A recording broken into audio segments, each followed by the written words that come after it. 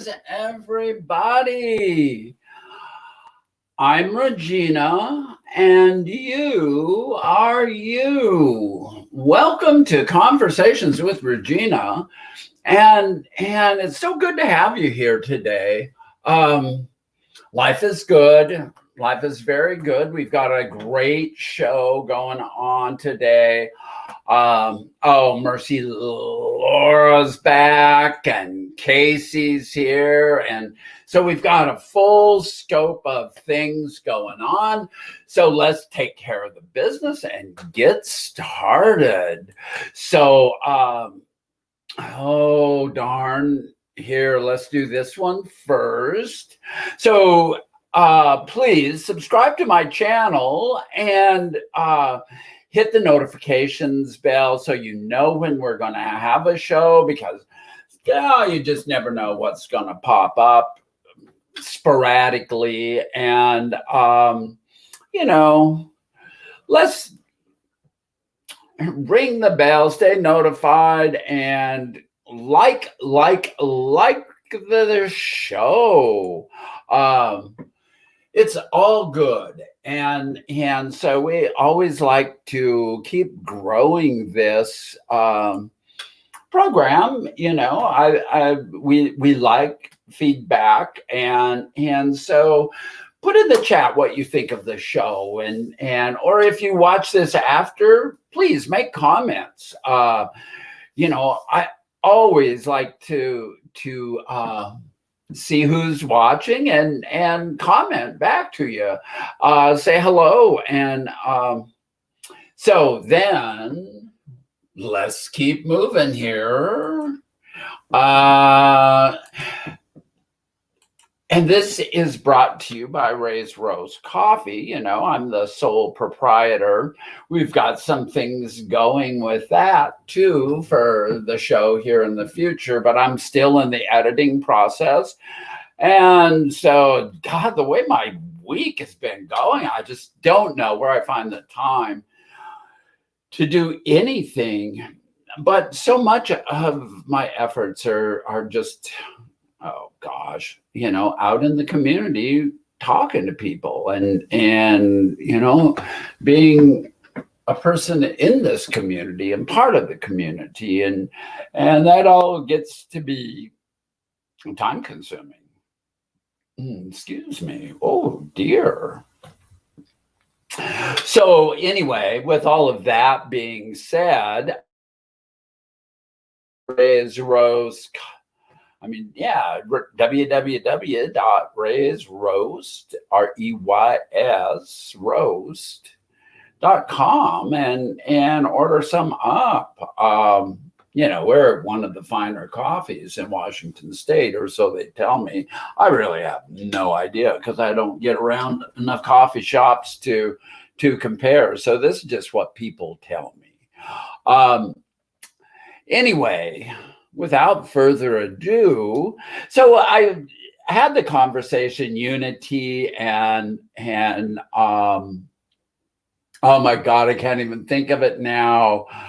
Family was what our topics were, kind of melding those two together.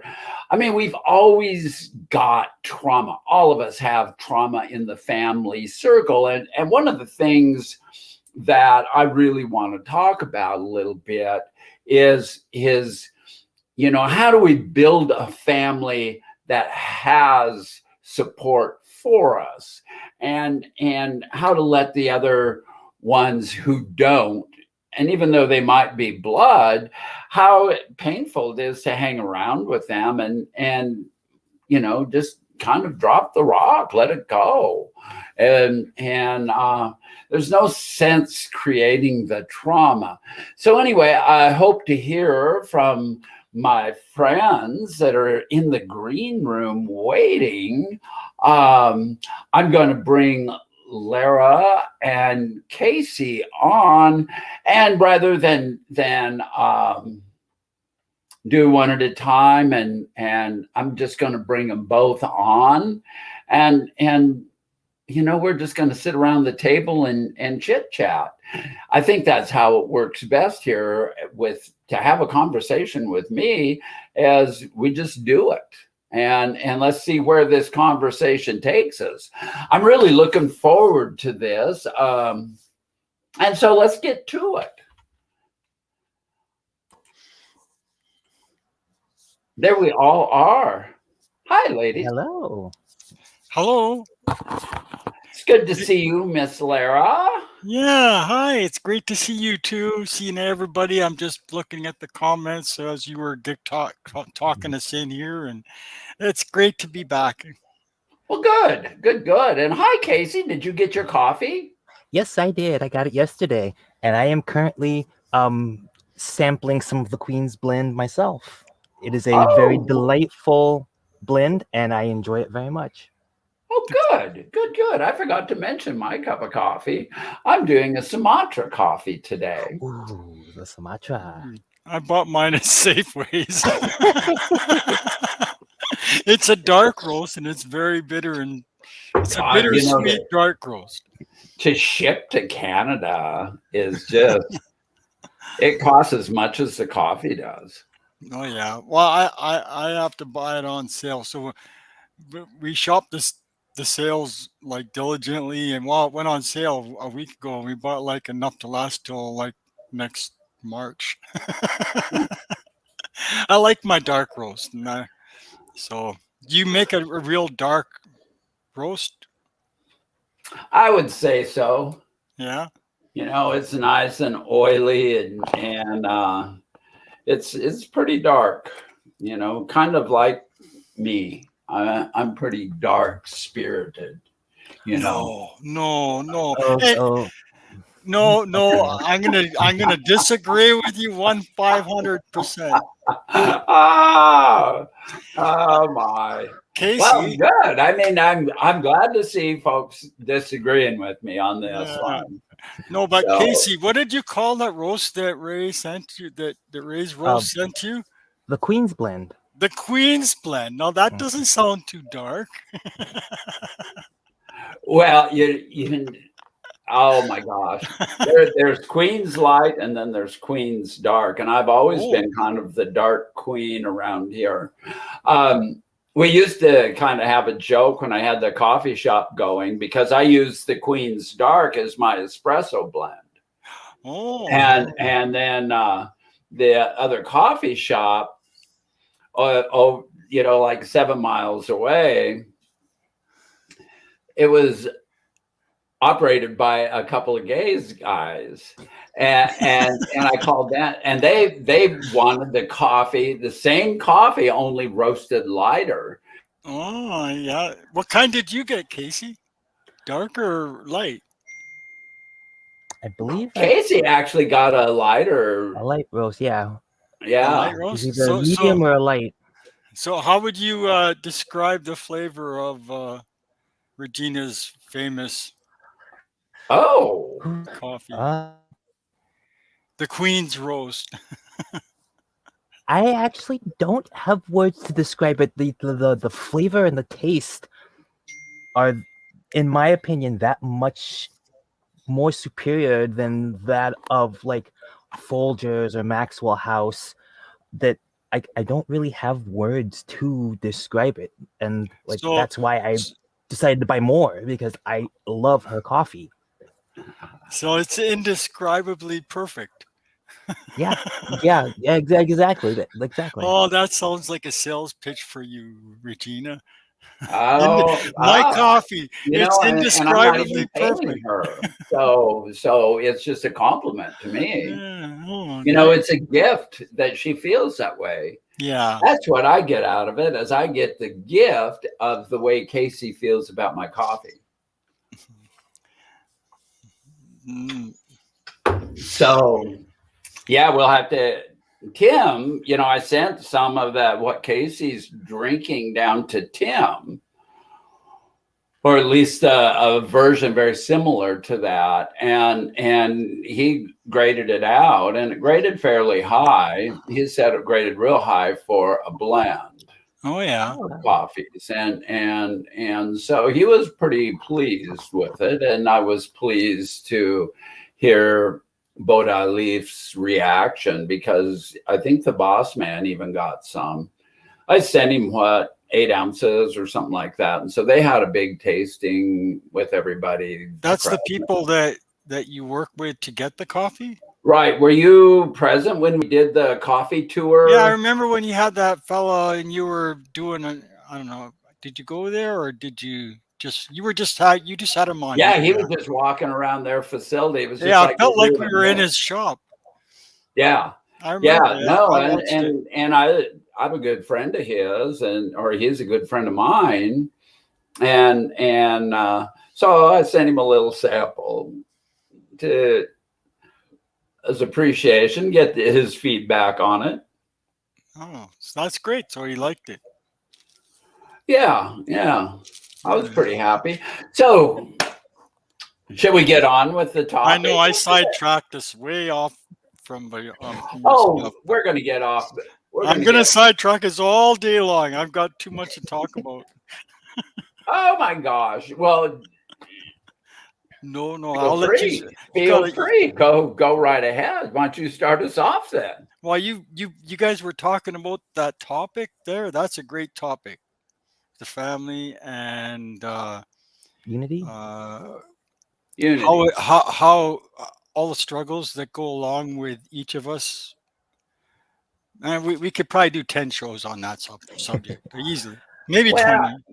You know, the part that I want to be careful about on this is it can kind of trigger, because a lot of people have had difficulties with their families, and kind of where I wanted to go was creating this family, like you two are part of my family.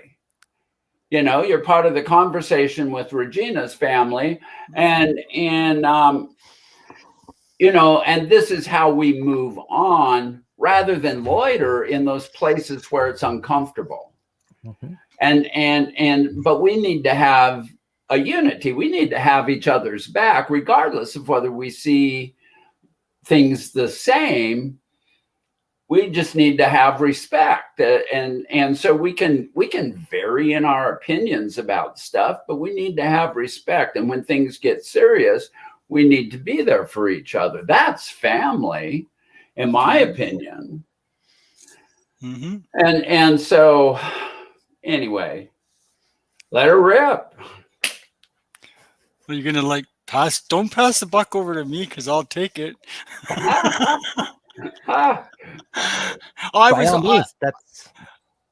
spent almost the better part of a month trying to go camping, and I finally was able to go camping, and it was all about family. Actually, many different families, but the ones I'm closest with, my partner, my kids, and some of my relatives, the in-laws and stuff. So I was reminded a lot about family. Also, I was how you have to be flexible in a relationship. There's a lot of roadblocks to us going out camping, unforeseen issues that came up, and it reminded me of how we need to kind of adjust to the times we're in. Eventually, if you see enough signs, maybe it's a wise idea to turn and go in the other direction. If you see everything saying, no, don't go there, don't go there. In our case, we had a series of events that led to me figuring out that I'm not supposed to go camping. So I didn't go camping, but I sure fought it. I pushed like the dickens to try and make everything go the way I wanted it to go. I forced my will on everything. Well, isn't that a lot of times what I think a lot of us do that in our relationships. We want everything to go so badly a certain way, and when they don't work out, well, it can get dark for us in a way. Things we trouble over it. So, like what you said, trying to find a way to let each other be who you are and support each other. It isn't always easy. It takes work, you know, and sometimes a lot of give and take and compromise, and it's when you bundle all that together in with, in our cases, having stayed hidden as who we are for so long, we kind of don't want to do that anymore. And that's just another aspect of we really need that family to support us, eh? And if we don't get it fast enough, that can be a trouble too. Oh, Mo, did I scare her away? Oh no. she, Oh boy. oh, not again. This happened the last time I was on. Yeah. He, And then we lost this, it for good and had to finish on no, without her. no. Oh God. uh, you know what? After all is said and done, though, on our camping trip on the last day, we're out on this beautiful lake. It's just amazing out, and we saw a golden eagle. I don't know if anyone knows what a golden eagle is, but there's a little trapper's cabin. The lake is called Sparkling Lake, and it's like 100 kilometers down a dirt road. Oh, there you're back, Regina. I'm just telling them about my I camping heard trip. everything. Oh, I did just you? hope. Oh, Yeah.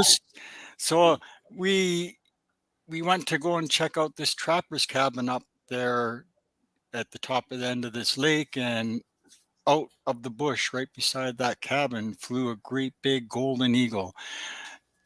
If you know what a bald eagle looks like, the size of a bald eagle, the one with the white head and everything, this dwarfs it. It's so big, and it was like the highlight of my camping trip right there.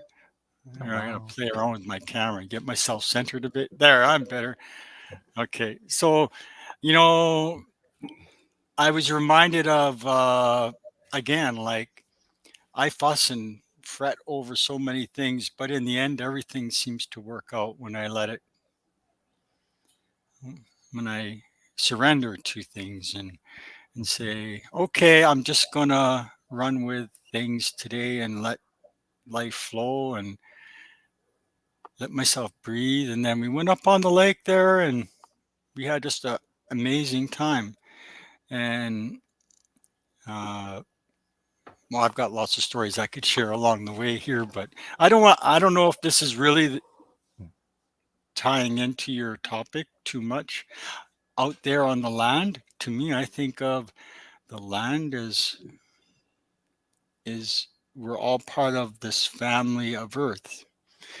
The animals are my brothers and sisters to me too. My teachings have showed We're me. we're going to get to that more. So I got lots that I could talk about, but I want to just let you. Let's let Casey talk a little bit Yeah, too. I'm still not centered. I'm not really sure how to like follow up after that. It's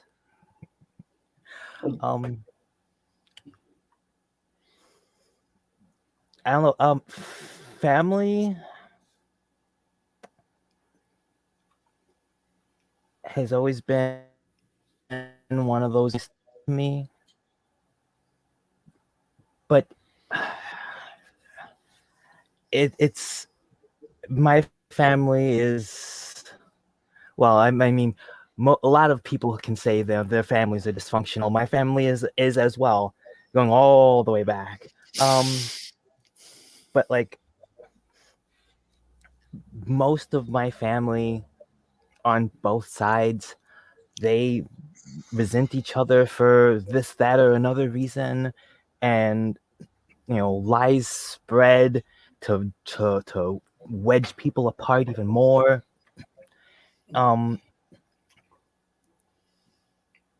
But it was the few times that we did come together that were the most meaningful.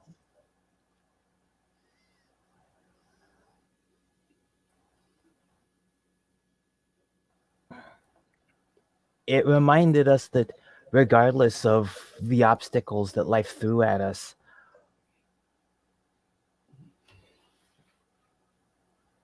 when push came to shove, we could get together and still unify as a family. And most of that within my my birth family is long gone by now. Especially with that one was interesting, but I digress. So it's now been about finding a new family per se.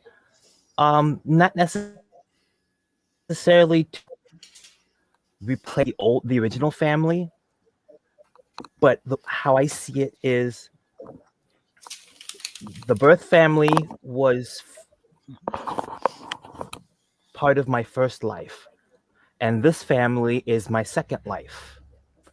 And to unify and to keep us together is what's important, and that is what I want to hold on to no matter what. And that's why I have things like I'm here with you fine ladies, why I try to advocate using my webcomic. I'm part of several different LGBT groups here and there, and I'm looking at joining more in the future, and really just trying to do what I can to make the world a better place. One YouTube channel at a time. Excellent. Excellent.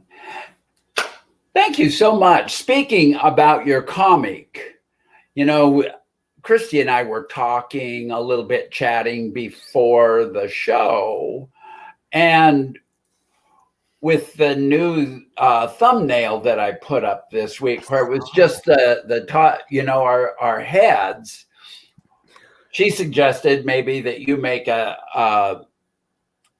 some bodies. And then I thought, well, heck, why don't you see if you can make us a thumbnail with the three of us as cartoon characters?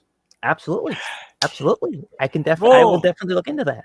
And then send it to me and make it to where I can put the conversations of Regina in, and our topic and our date, and that might be kind of fun, and sitting around like the kitchen table or in a living room setting, or have a couple of different ones, and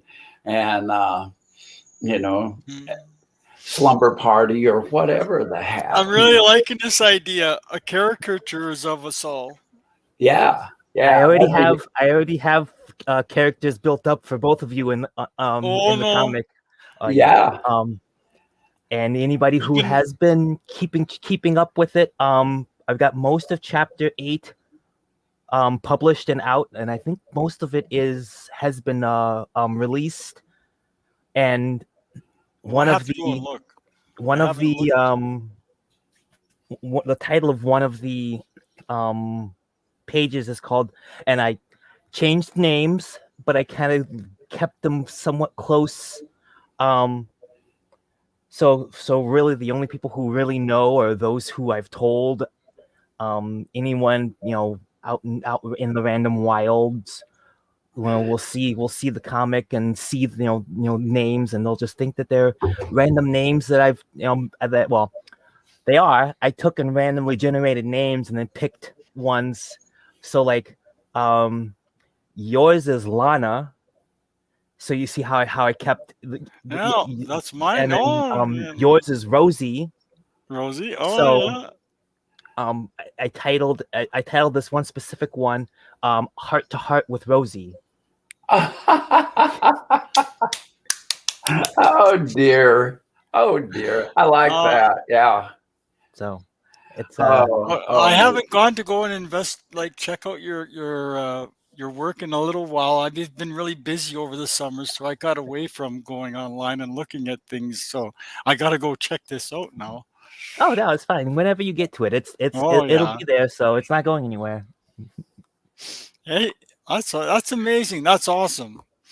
I think Chrissy asked who I was there with. I was there camping with well, my partner, Charlene, and my her sister, Yvonne, and her partner, Carl. And part of the trip near the end, my daughter and her new boyfriend came out. And so in the end, there were six of us, and we had the whole campsite all to ourselves. Nobody else there.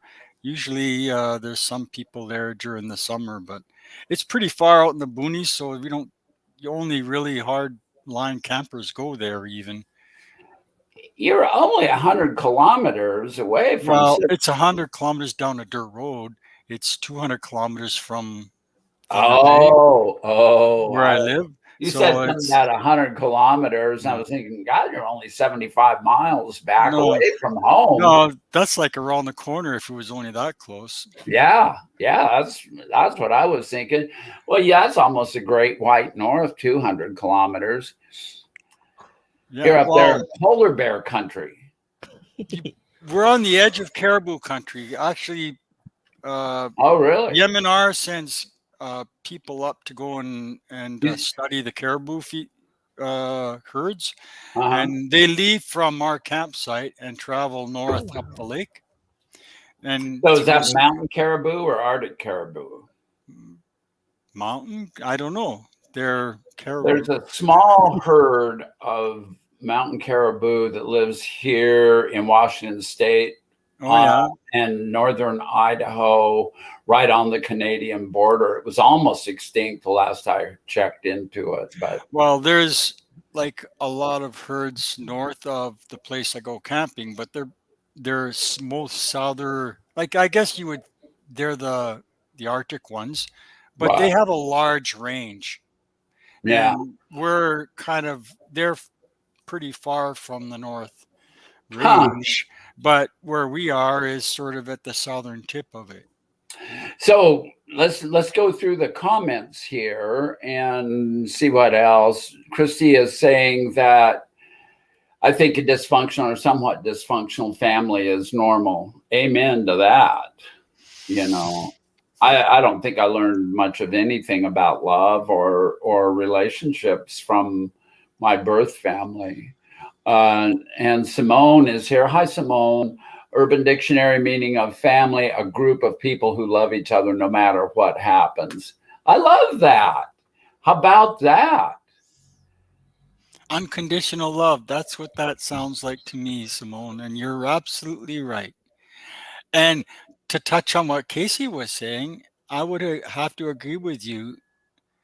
Um, since coming out, in my case, I had to sort of reassess the family and my perspective on it. And one of the reasons I ended up here is because I found I came here and you accepted me, just like Simone was saying. And there's an unconditional feeling behind what I found here that I gravitated to and that maybe I needed, and a place to identify where people just accepted you.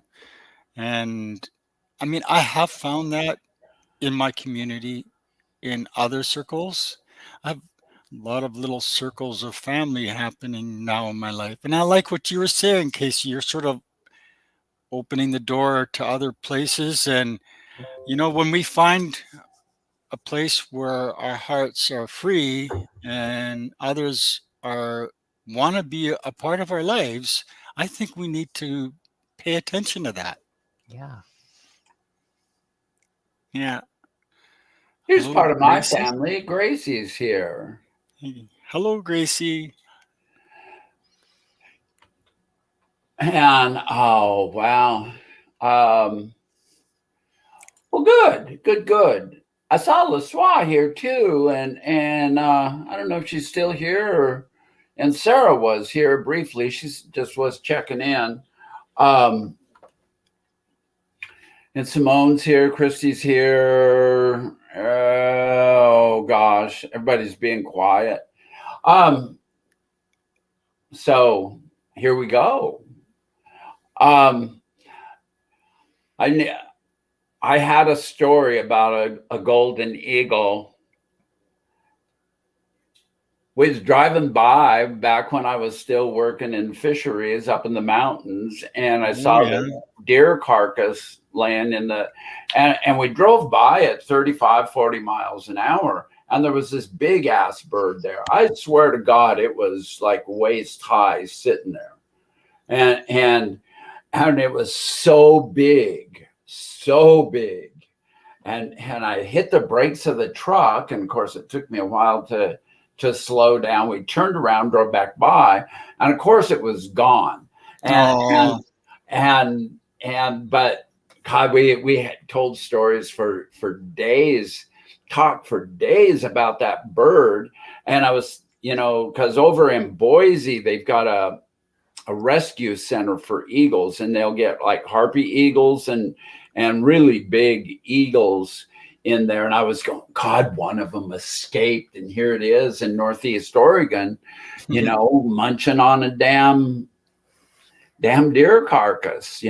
Probably took it down itself. It was big enough. Anyway, Harpies are like, I think they're a lot bigger they're one of the biggest eagles too, eh? Yeah. I think they're from South America or Africa, one or the other. Mm-hmm. That big continent to the south of us, regardless. To the south of us, yeah. But yeah, I mean, they had these things outside in cages and whatnot, recovering from whatever wound that they had. They were probably zoo animals. I don't know. I don't remember. It's been 25 years ago since I saw one of those eagles at the Boise Center for Eagles. And Boise's got a lot of cool bird stuff going on there, because in the Snake River Canyon, there's a big birds of prey area. It's all protected for. What I hear about the golden eagle is they travel north from here. And until a couple of years ago, I had never seen one in the area where we go camping. I have saw them a few times over the last 20 years, sort of randomly around, but yeah. So let's not get hung up on eagles. Let's go back to our topic. We haven't covered it very well. Not really, no. So we should keep going. Huh? But that's how we are. Oh, right. So I read over that, right? Yeah. Isn't that what women do? They kind of like get sidetracked and talk about who knows what. Mm-hmm. Really? I know. I think it seems like so. I guess so, because I do that all the time. I'm constantly sidetracked. That's why I never get anything done, and I'm so busy all the time. It's because I'm spinning my wheels, going this way and that way, and one thing and another, and I was writing a text to somebody this morning, and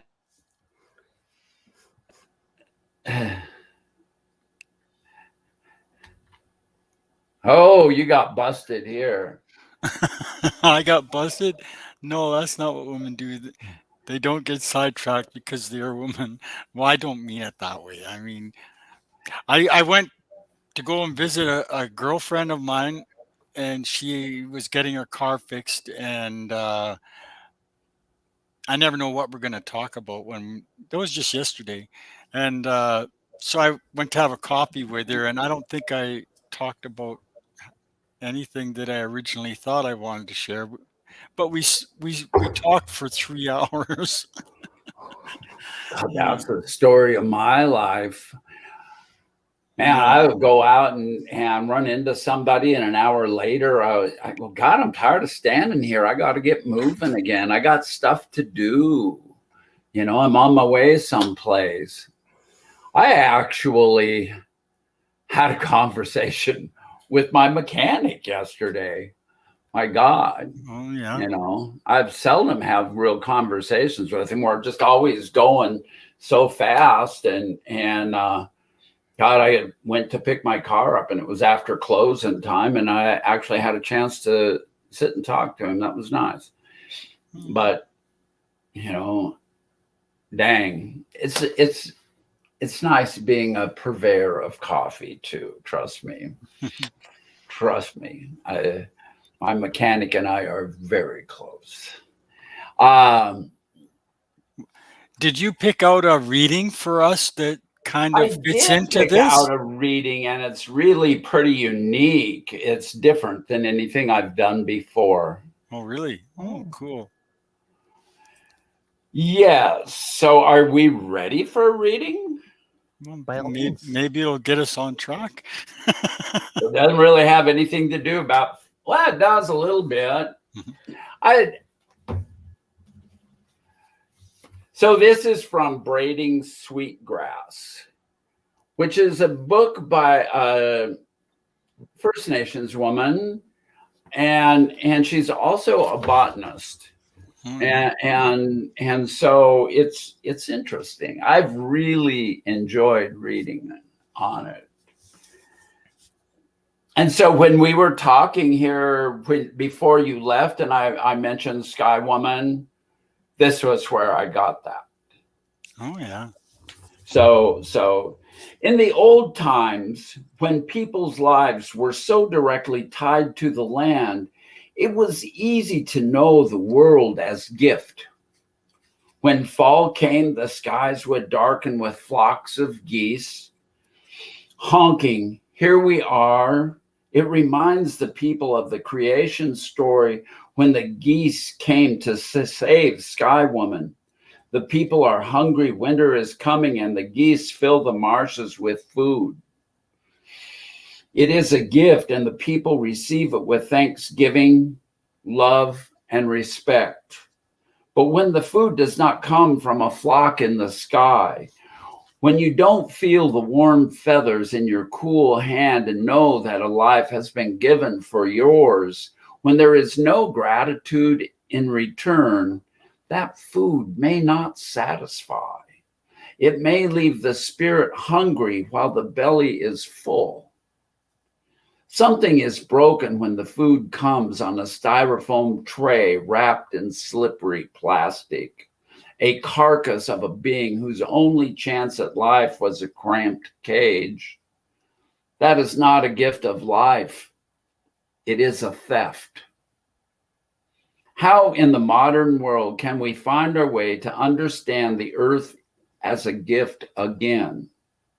To make our relations with the world sacred again? I know we cannot all become hunter-gatherers. The living world could not bear our weight. But even in a market economy, can we behave as if the living world were a gift? We could start by listening to Wally. There are those who will try to sell the gifts, but as Wally says of a sweetgrass for sale, don't buy it. Refusal to participate is a moral choice. Water is a gift for all, not meant to be bought and sold.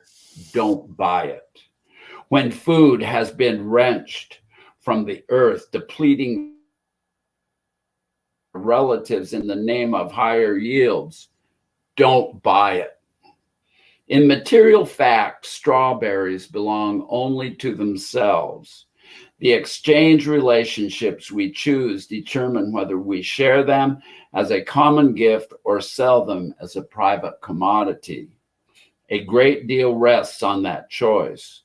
For the greater part of human history and in places in the world today, common resources were the rule, but some invented a different story, a social construct in which everything is a commodity to be bought and sold. The market economy story has spread like wildfire with uneven results for human well-being and devastation for the natural world. But it is just a story we have told ourselves, and we are free to tell one another to reclaim the old ones. And so that concludes my reading for today. That's different for Yeah. our show.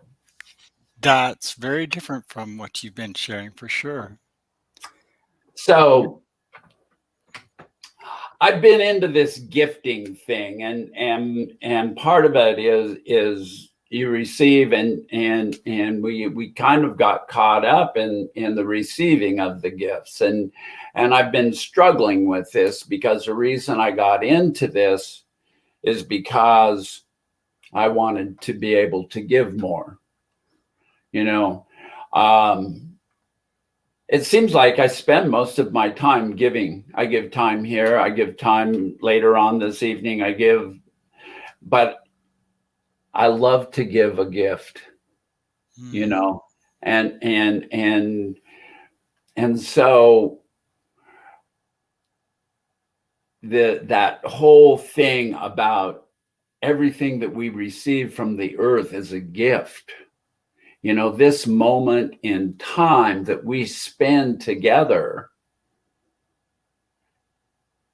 we give something to each other. We give our time, we give our love, we give our kindness.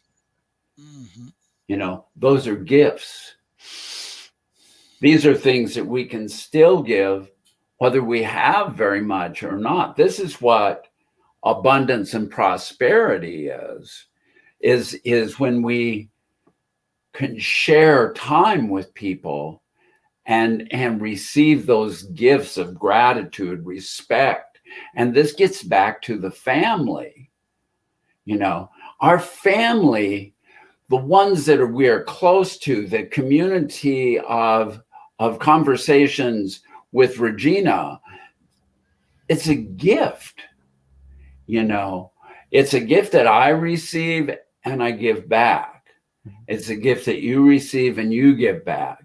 And you know, this is what's really cool is while we're spending this hour and a half a week, we're getting the gift of our community, the gift of our love, our kindness, our friendship, and we're safe here.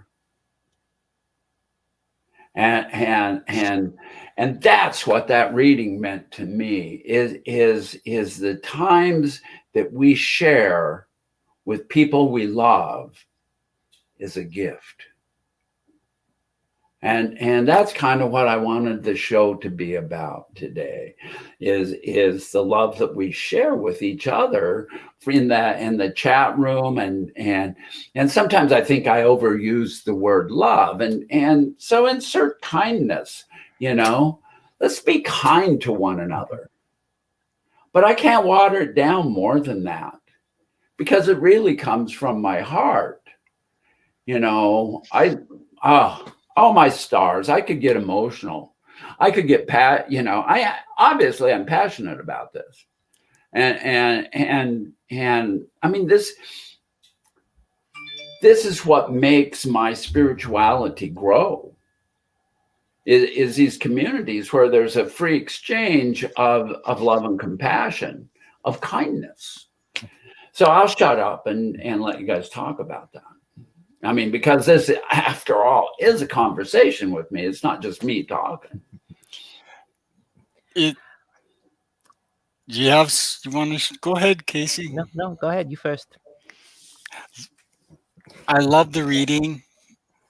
I think I need to go and find that book, Braiding Street Grass. I've heard that book before, and I think I've even had someone quote something out of it in another group that I belong to. And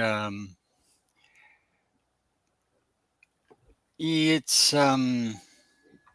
it is about how our relationships with everything around us and how we perceive everything around us, whether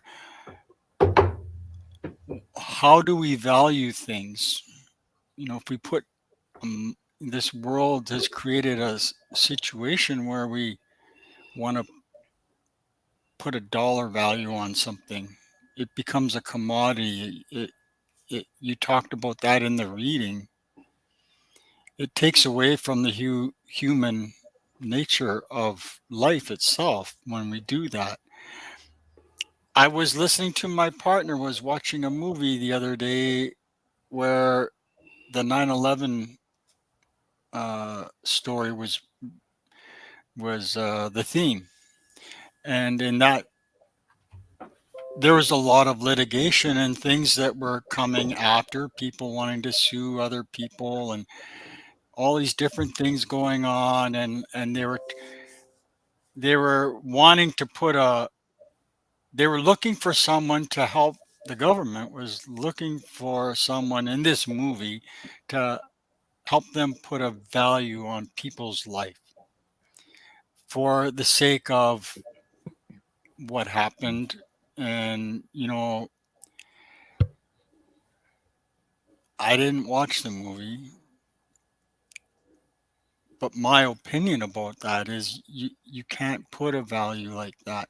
You can't rate it in a substantive amount of money. It doesn't work that way.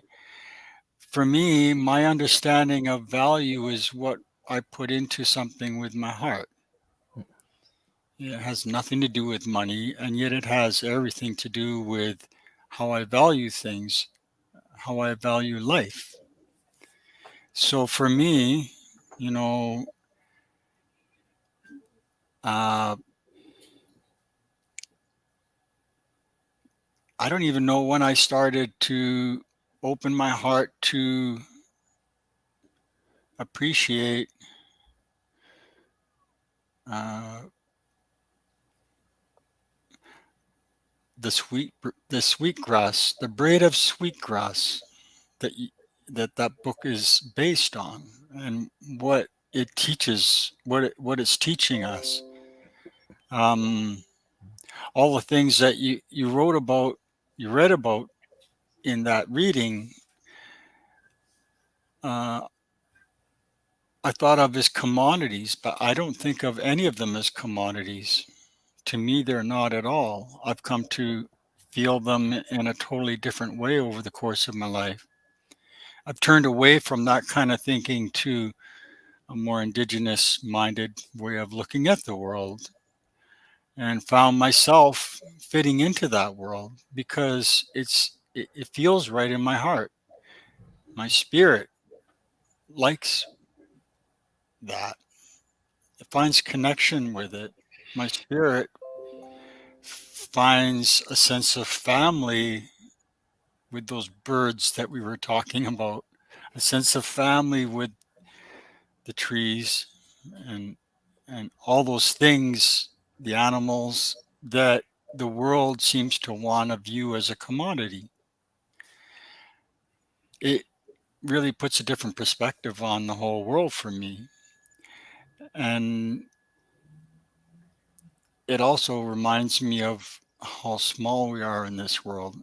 It brings me to a sense of humility about everything, where I can have space in my heart for each of you, where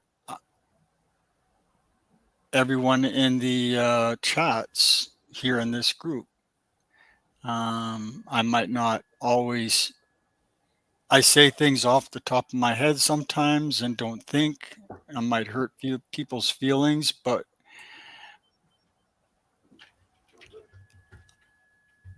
I can be human today, and I can I can admit if I did something that hurt somebody.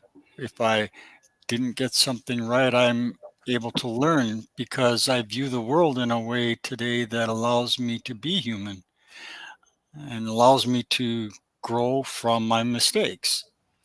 And there's so much about that reading that kind of really strikes a chord with me. It's everything that I feel I'm learning these days. Like the more I learn, the more I realize I don't know. Yeah. And it's it is it's a love isn't really that complicated, but we let it be complicated. At its base, it's the core of each of us. If we, I think, if we open ourselves to investigate it, and like Simone read, I like the unconditional. Where it takes me is to a place that's unconditional. When I strip everything away, eh, I can see the spirit of each of us in a way that only the heart can see. Mhm. It takes the color out of everything. It takes the things that separate us out of everything. It gives me space to be here with each of you and just um, find a gift in that time we're spending together here. And it allows me to breathe with you all, and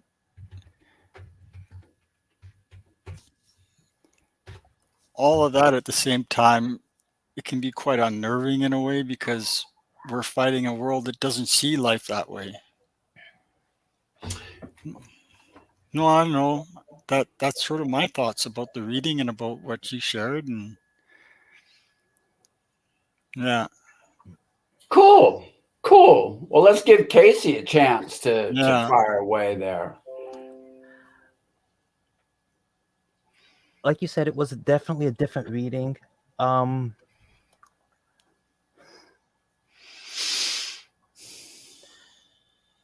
It's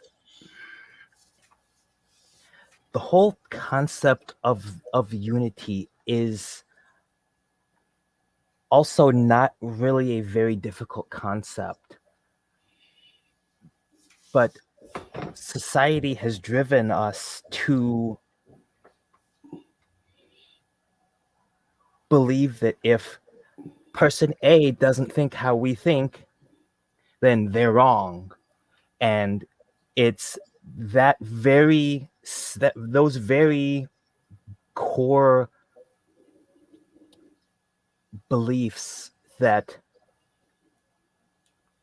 have driven us to segregate from each other. And what we do here, we bring back the unity and we bring back the family. And there's unity in family, there's unity in relationships, there's unity in friendships, there's unity in just basic human interaction. There's also unity within how we react to the environment around us, the animals, the trees, the plants, the sky, Mother Earth herself. But over the years, we have drifted away from that. And I love what we do here because what we do is we hook it and we bring that back. We reel back the original beliefs and the original foundation of unity across everything. And this is what the world needs. We need, it's those of us who have that ability to see both sides of the coin. I'm not in any way saying that we are superior, but it's more of we're a little wiser because we have seen it from multiple perspectives. We have ascended to a point where we have opened up our minds, our bodies, our spirits, when the majority of the world has been taught to be closed, and bringing that back and showing the world that we can be open, we can not agree with each other but still love each other. We can not agree with each other and still be kind to each other. We can not agree with each other and not kill each other. We can not agree with each other and not debate and bring on all of the things that we've seen over time, all of the negativity, war, famine, genocide. All of these things are very much avoidable, and all of these things are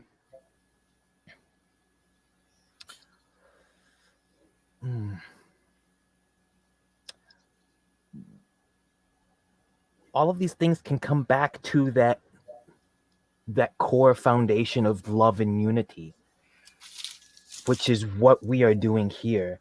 And this is such an amazing journey to be on.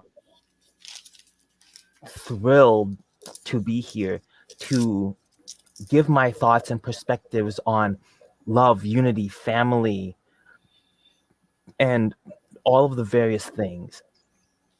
Having those perspectives, being able to have viewpoints from several different sources that all have the ability to come together and unify under some sort of belief is the change that the world really needs. And to have, everyone in the chat room, all of those that are also with us within the community, Regina, wow, okay, let's try that again. Chloe, Marty, all of the others that that we share within our community, that sense of love and unity will be the change that the world needs to see. And everybody has those moments where we just don't feel like we're up to it.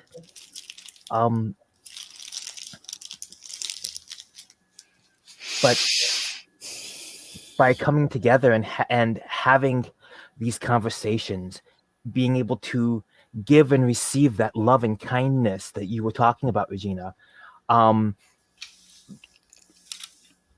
it gives us the ability to step back and refocus ourselves and remember that we come here under the united banner of love.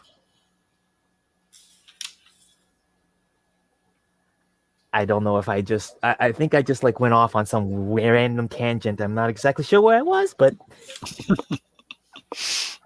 I loved it. So I did loved it. I'm sitting here thinking, oh my God, look at my young friend go there. You are just fabulous. That was wonderful. I love having you two on the show with me because, personally, I get a little bit tired of my perspective of stuff. I'm pretty limited. Everything's roses for me, and bring more to the table and oh my stars, it's just great. For a young lady, you are just so wise, Casey. Damn, I expect that from Lara and myself because we're old and wise. But yours, amazing. Love it. Love it, love it, love it. And I only have to thank my seniors, those of you who came before me.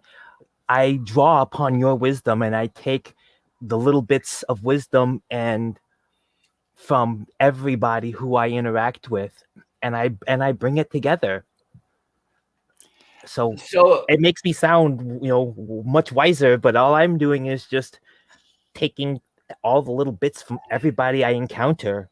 See, a funny thing happens. I was just going to say, a funny thing happens when we feel secure enough to just let ourselves speak. Each of us have a gift deep inside of us. We really do. But, maybe we didn't nurture it, or maybe we were too fearful growing up to let it flower. But when you're among family, when you're among friends, when you're at ease with yourself, we're finding that courage to let ourselves speak. And when we speak from our hearts, what we really feel, and we're letting people into our own world, right? Each of us has a view of it. Some of the young people that I've met are so incredibly wise at such a young age. They just floor me. I feel like, where was I my whole life? And they're like, sees the world so different than me. It took me such a long time to see what they just came naturally to. I think we all have a wisdom. It just needs to be nurtured. We just need to be encouraged, whether we're 60 or 80 or 20. I'm not 80 yet. No, that's why I said that. We all have a ways to go. Oh, my stars. I thought you were calling me 80. No, I'm going to be, my grandfather, bless his soul, used to say he was in his late 80s, almost 90. And he would sit there most every day and he would say, I still don't know what I want to be when I grow up. We never stop learning. That's what I always took from it. You never. Boy, I tell you what. It's when we stop learning. When we think we know it all, that we're in deep trouble. Yeah. I went back to college in my 40s. And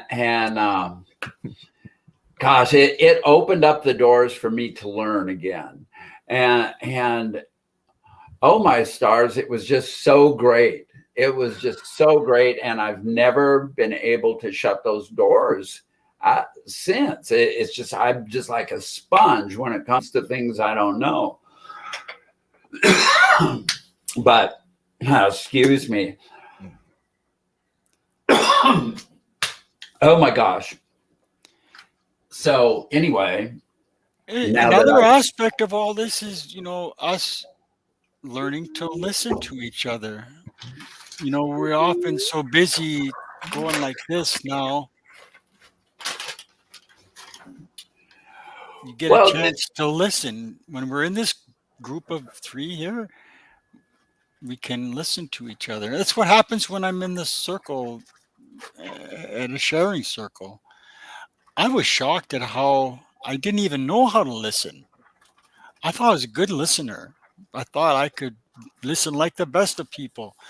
But I realized that I'm sitting there and I'm not even really listening. It took a lot of practice to listen. I think when it comes to our family, our friends, our little circles that we have created in our lives, the truth is we all need to learn how to listen to each other and give each other that space. So that being said, what would all of our lives, us three, everybody in the chat room, all the other trans people out there, what would have happened if our parents, our families would have had that capacity to listen to what we were saying when we were children? Do we hear when the kids talk? Do we hear when somebody someplace tells us how they actually feel? Are we really hearing it? That is like a test to ourselves. Do we really, when you go to an AA meeting, in my case, am I sitting there raptly listening to what everyone says? In all honesty, no. I listen to individuals sometimes, but I get easily sidetracked. Oh my God, it's an God, so do hour. I get It sidetracked. is, it's an hour, and frankly, sometimes you can tell in the first sentence or two whether I'm going to listen to this person or not. And but that's on me, I mean, that's because I wasn't taught. I haven't ever figured out how to really listen like you were talking about, so part of being in a family is being able to hear what others are saying and taking the time to understand what that means. Yeah. So I think about like, okay, so our family relationships.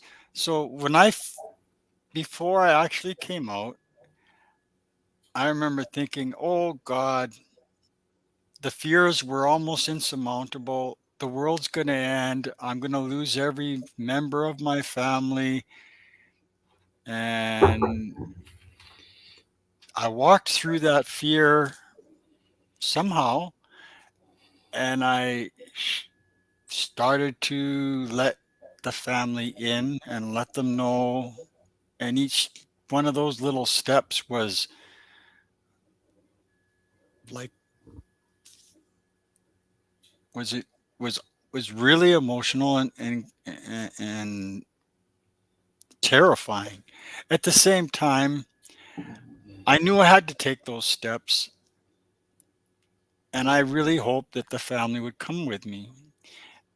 So there became I in taking those steps, I found myself opening the door to a lot of things that I had closed myself to. And I find it interesting. So, I one thing I do know is that I was hidden for so many years. I came out late in life, and my family, my friends, all knew me for that long as this other person. And when I came out, I wanted to tell her, I wanted everybody to just accept me outright.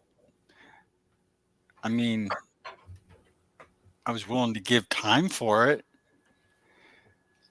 but there's certain sort of expectation that I started to get where I, I wanted people to just accept me. I had to take steps to move forward in my new life that were, oh, that's so cute, that were difficult for me and my family. They, I didn't at first understand how it affected them. I wasn't even thinking so much about how it might affect them. I was so concerned with myself and struggling with that. Uh,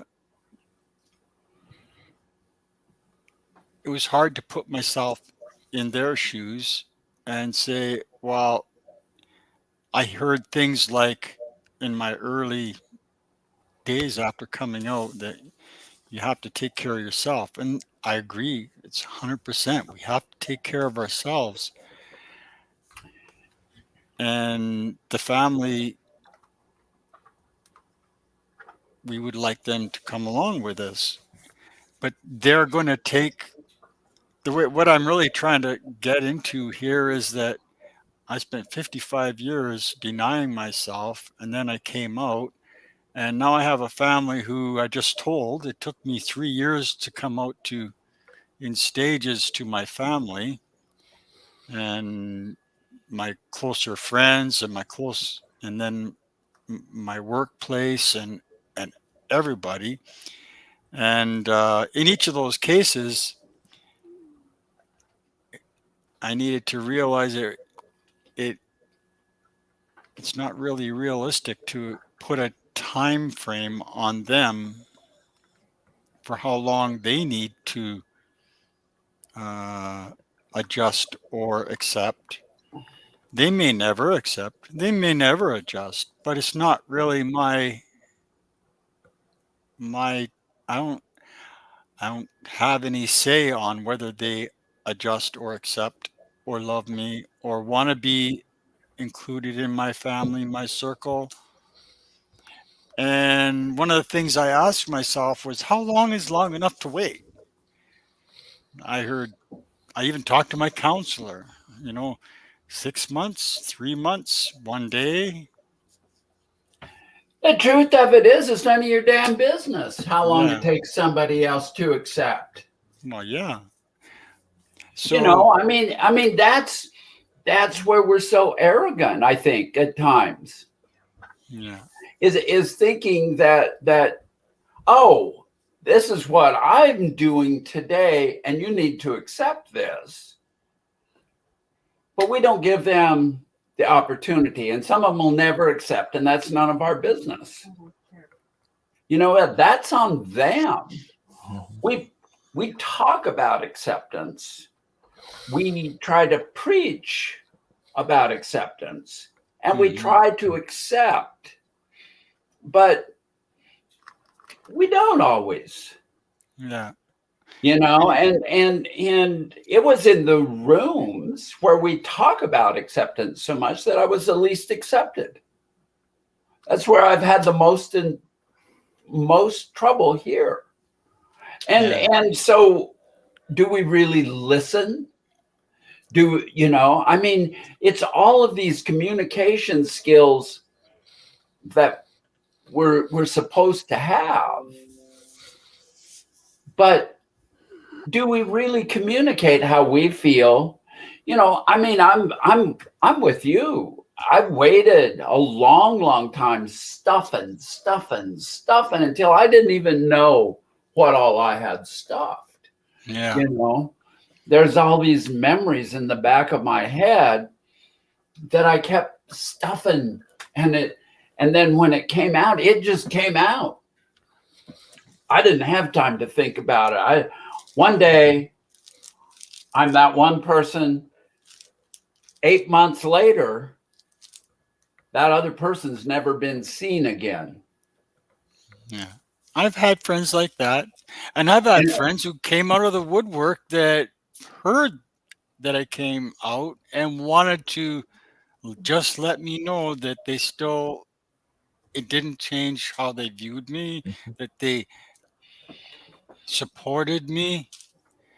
People that I've known for a long time, some that it's interesting how all those things play out. You never know. Was, and now I'm going to get into close family. I've got a sister who says she supports me, calls me sis, and all kinds of things. Mm-hmm. When it came down to having to go to my nephew's funeral this last weekend, she just said, "Don't come." That hurts when you no, because the tensions between me and I didn't really know the kid. Hmm. Let them grieve on their own. They don't need my distraction to come in and spoil their grief. That's my acceptance. I could take that and make a big deal out of it. But why? What would be the point of that? There is no point. I can, in my own way, feel bad for the nephew that died of COVID. That's not even in the obituary that he was unvaccinated and died from that disease. And I don't know. I didn't really know him. He didn't live in the same part of the country. My relationship with my brother has been kind of distant, even in our best of times. And so it's not a big deal to me. It's part of that acceptance. Yeah, it's about my brother and me. And I just don't feel like fighting about that shit. No. And so, I don't know. I don't know. I needed to get that off my chest, because I think it's kind of critical, because we don't need that blood family when we've got other people. Mhm. Now, if I couldn't go to, I don't want to even go there. Never mind. Life is good. So it's like the whole part of acceptance is also accepting the fact that some people just may not accept who we are, and it's part of it goes into the okay, I've opened myself up and shared a deep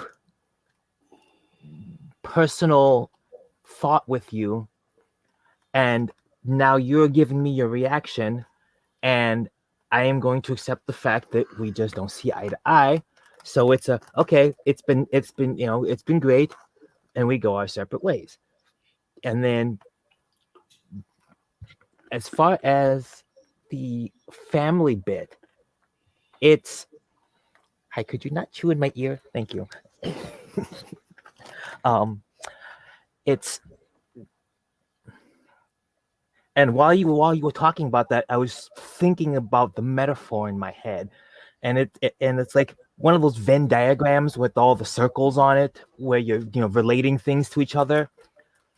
It's like you take pieces from one side, and then you take pieces from the other side, and you bring them together to create something that's similar yet different.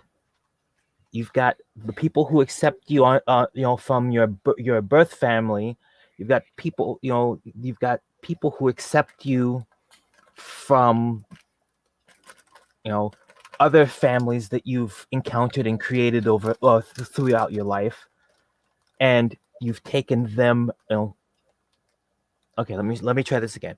You've got in the one original circle, you've got all the people from birth that your blood family, and then on the other major circle, you've got all the other people that you've encountered over your life, and the circle in the middle are the ones who've accepted you for who you are, and they become an entire new family. So there are still pieces from the others, but we've only taken the ones that are beneficial to helping us thrive and continue to grow, and those are the ones that we bring into the new circle, into the new family. And over time, all of the different changes and whatnot that we go through, we continue making those circles, making those new families. And it's acceptance. I accept that you don't accept me, so I'll be on my way. And the other thing that we can keep in mind is all those people on the outside, we can still learn from them. Yes. Yes. Everybody has a gift to share. Exactly. Right. And sometimes the ones that trouble us, sometimes that's a gift in itself too. We need to learn patience or understanding or forgiveness or truth or compassion or to stand up for ourselves, to face our fears. Everybody has a gift to share with us, even if it's an uncomfortable one. And those are the things that make us grow, right? And I think so. yeah, so it's all part of the big mystery that we live in, Uh-huh. Yeah. Well, since Christy left, have we still got anybody in the chat room? I don't know. I don't see any added comments, so I I know. don't know if they're still there or not. Hey, it's getting to be 20 after 4, and I have to go pretty soon. Well, then, bye. Bye. Yeah, no, it's getting time to start closing up. I mean, I hope that everybody's watching still, but I don't know. No, some are still listening. Violin is still. I see where we still got some folks out there, but there we go. I just saw a new comment from Violin. I hope I said her name right. Yeah. So anyway, if you got to go, Lara, I do. I will say so long. Thank you so much for being here today. Oh, thank you. And I'm so glad you made it back safely from the Great White North. I love that. Yeah. It seems so far and so exotic. We're coming into the bears are going to go and hibernate pretty soon, and the fall setting in. Now it's coming to that time when the fall colors change, and for me, this is a time when we'll get it when we traditionally do storytelling. So I'm just going to leave with I'm really looking forward to a winter of storytelling with you two. This could be interesting. Well, maybe that's an idea for another day. Yeah. I love that idea. I was just going to say, let's do a storytelling thing, but one that we don't read it unless we write it. We just tell a story from our own experience. We could even take turns doing one or one each time and let the conversation go. I don't know. I just felt like now just throwing that out there. I love the idea. I love it. Yeah. I'm sure everyone in the chats, whoever's there, or anyone listening to this would have their own amazing story to share about some experience they had, they overcame to be where they are now or something. And that's really where the strength is in family, when we support each other in our stories, our life together. Maybe we should have a mail-in contest and get your story read on Conversation with Regina. Hey, I wonder if anybody would be interested in such a thing. That's a neat idea. I don't know. That might be fun. Yeah. Well, anyways, I have to go. So ta-ta, you girls, and bye everyone over in the chats. All right. Love you, my friend, and take care of yourself, and we'll talk again soon.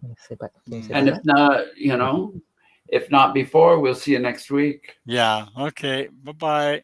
Bye-bye. And Casey, I guess we might as well just shut her down, huh? Yeah, I mean, it's...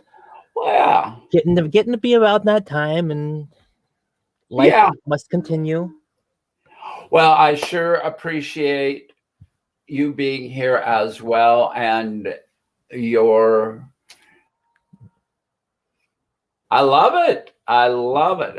I think that we've got something going here. And so, oh yeah, don't shake on me. Oh dear. So, hey, take care, and we will see you next time. Okay. I'm going to remove you and then get into the outro and say goodbye to everybody. Everybody's kind of checking in here. Gracie's still here. Christy's still here. LaSaw is still here. And Voiline, take care. Okay, you're out of here, Casey. Bye-bye. Love you.